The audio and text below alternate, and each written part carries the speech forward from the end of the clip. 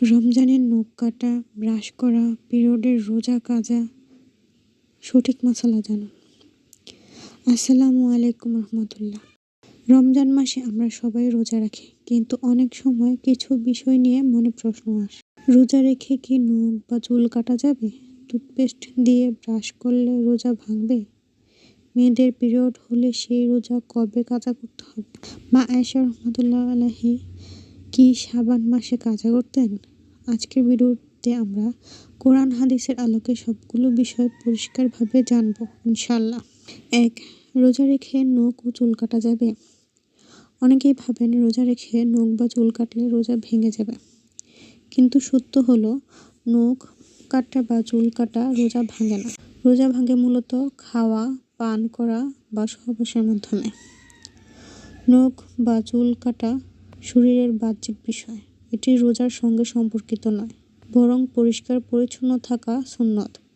40 দিনের বেশি নখ বা অবাঞ্ছিত লোম না রাখা উচিত। 2. টুথপেস্ট দিয়ে ব্রাশ করা যাবে? হ্যাঁ, রোজা রেখে ব্রাশ করা জায়েজ, কিন্তু শর্ত হলো পেস্ট যেন গলায় না যায়, ফেনা বা পানি যেন না গিলে ফেলেন। খুব সতর্কভাবে কুলি করতে হবে। যদি ইচ্ছাকৃতভাবে বা অসাবধানতাবশত পেস্ট গিলে ফেলেন, তাহলে রোজা ভেঙে যাবে। অনেক আলেম বলেন দিনের বেলায় মিসওয়াক ব্যবহার করা বেশি নিরাপদ। 3. রমজানে পিরিয়ড হলে কি করবেন? মেয়েদের হায়েস বা পিরিয়ড হলে রোজা রাখা হারাম।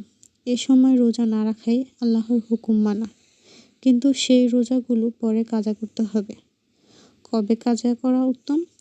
রমজানের পর যত দ্রুত সম্ভব। পরের রমজান আসার আগেই শেষ করতে হবে, দেরি না করাই উত্তম। 4. মা আয়েশা রাদিয়াল্লাহু আনহা কখন কাজা করতেন?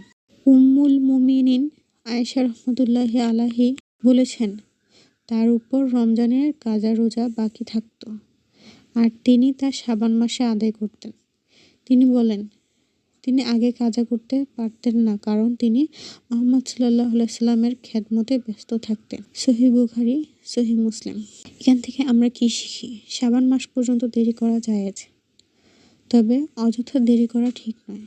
পরের রমজানের আগে কাজা শেষ করতে হবে। আজকের গুরুত্বপূর্ণ শিক্ষা: রোজা রেখে নখ কাটা যাবে, ব্রাশ করা যাবে, কিন্তু সতর্ক থাকতে হবে। পিরিয়ড হলে রোজা না রাখাই সওয়াব, পরে কাজা করতেই হবে।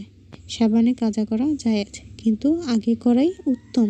ইসলাম সহজ, অতিরিক্ত কষ্ট দেওয়া নয়, বরং সঠিকভাবে আল্লাহর হুকুম মানেই আসল ইবাদত। ভিডিওটি উপকারী মনে হলে লাইক দিন, শেয়ার করুন, আর চ্যানেলটি সাবস্ক্রাইব করতে ভুলবেন না।